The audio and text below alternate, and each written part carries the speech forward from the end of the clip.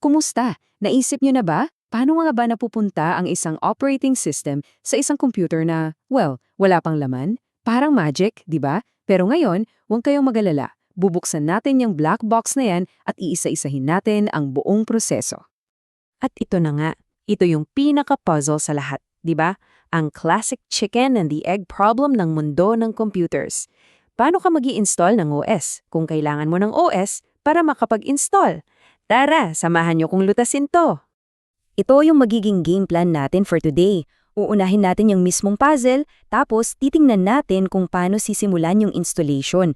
Mamimili rin tayo ng klase ng install, ihahanda natin yung drive, at sa huli, aalamin natin yung medyo technical pero super important na pagkakaiba ng GPT at MBR.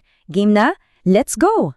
So, para masagot yan, kailangan natin ng tulong galing sa pinaka-basic na programa ng computer. Ito yung tinatawag na firmware, na siguro narinig nyo na bilang BIOS or yung mas bago, UFEI. Isipin nyo, ito yung pinakaunang nagigising pagpindot mo ng power button. Ang trabaho niya, hanapin at paandarin ng isang maliit na programa na tinatawag na bootloader. Yan, yung bootloader na yan ang susi para masimulan ang OS installation. Okay, so andan na yung bootloader. Paano na natin sisimulan yung mismong pag-install? Well, meron tayong ilang options, depende sa kung anong gamit natin or kung nasaan tayo. Ito, sigurado ako pamilyar kayo dito. Ito yung pinaka-common na paraan ngayon para sa mga personal computer. Gagawa ka lang ng bootable USB drive gamit ang isang special software, isasaksak mo and you're good to go.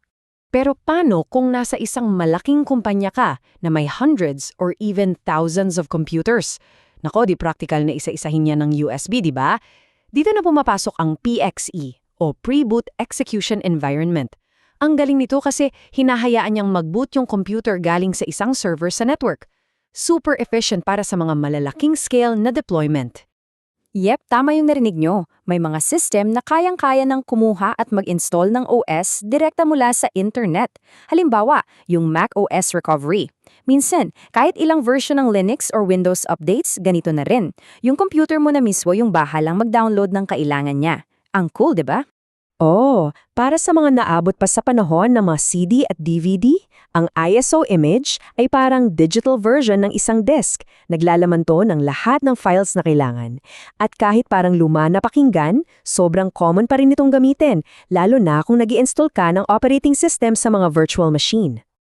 Ayan, so nakapag-boot na tayo. Ngayon, may isa na namang mahalagang desisyon. Anong klase ba ng installation ang gagawin natin? Kasi hindi lang to basta install lang. May mga choices tayo. Ganito lang yan kasimple. Isipin mo ang clean install ay parang magpapatayo ka ng bagong bahay sa isang lote. Lahat bago, lahat fresh. Samantalang yung in-place upgrade, para ka lang nag-renovate. Nandoon pa rin yung bahay at mga gamit mo, yung mga files at apps mo, pero pinaganda at in-update lang. Ngayon, ito yung sikreto ng mga malalaking kumpanya. Tinatawag tong image deployment. Gumagawa sila ng isang master o perpektong kopya ng OS, kumpleto na sa lahat ng apps, settings, at security policies. Tapos itong image na to yung mabilis na kinokopya sa lahat ng iba pang computer. Napaka-streamlined ng proseso. At ang pinaka-level up niyan, yung zero-touch deployment. Isipin mo to, bagong employee ka, ipapadala sa iyo yung laptop. Ang gagawin mo lang, buksan mo, kumonekta sa internet, at boom! Kusang mag-i-install at magse-set up ang lahat. Walang IT na kailangang pumunta. Parang magic. So ayan na, nakapili na tayo kung paano mag-boot at anong klase ng install. Malapit na tayo. Yung susunod na crucial step ay ang paghahanda ng ating digital space or yung hard drive. At ginagawa natin yan sa pamamagitan ng paggawa ng mga partition. Ano ba yung partition?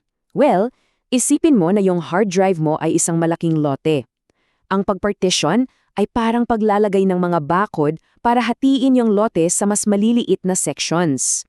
Bawat OS, kailangan ng at least isang section o isang partition para mapaglagyan. Bakit pa natin kailangang hati-hatiin? Good question. Pwede mo kasing gamitin yung isang partition para sa Windows tapos yung isa para sa Linux. Pwede mo ring ihiwalay yung system files mo sa mga personal files mo para mas organisado.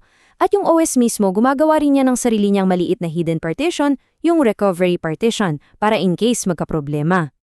Dito na tayo sa part na medyo technical pero napaka-importante. May dalawang pangunahing estilo o format ng pagpapartition. Meron tayong MBR, yung luma, at GPT, yung moderno. Okay, tingnan nyo tong comparison. Yung MBR o Master Boot Record, yan yung para sa mga lumang computer na legacy BIOS pa ang gamit. Limitado lang yan sa 4 na primary partition at hanggang 2 terabytes lang na drive. Sa kabilang banda, yung GPT o Guided Partition Table, yan yung para sa modernong UEFI firmware. At tingnan nyo yung specs, hanggang 128 partitions at yung max drive size, halos di mo na mabibilang 9 zettabytes. Kaya naman, GPT na talaga yung standard ngayon. So para simple lang, ito lang ang tatandaan nyo. Isipin nyo ang GPT bilang modernong standard para sa lahat ng bago. At yung MBR, yan yung maaasahang luma na makikita nyo sa mga older hardware. Ganun lang. At bago matapos, pag nagawa ka ng partition, kailangan mo tong i-format. Sa quick format, super bilis lang yan. Parang tinatanggal lang yung table of contents ng libro. Pero sa full format, mas matagal to. Kasi sinusulatan niya ng zeros yung buong disk para siguraduhin wala nang matitirang data. Trade-off yan between speed and security. At yan ang buong kwento.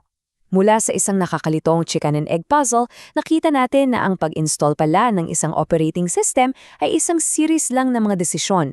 Paano ka magbugut, anong klase ng installation ang pipiliin mo, at paano mo ihahanda ang iyong drive. Ngayon, alam nyo na ang blueprint sa likod ng pundasyon ng bawat computer. Ang tanong na lang ay, ano ang itatayo ninyo sa ibabaw nito? Sana mas naging malinaw at mas na-appreciate nyo ang technology na kasama natin araw-araw. Hanggang sa susunod!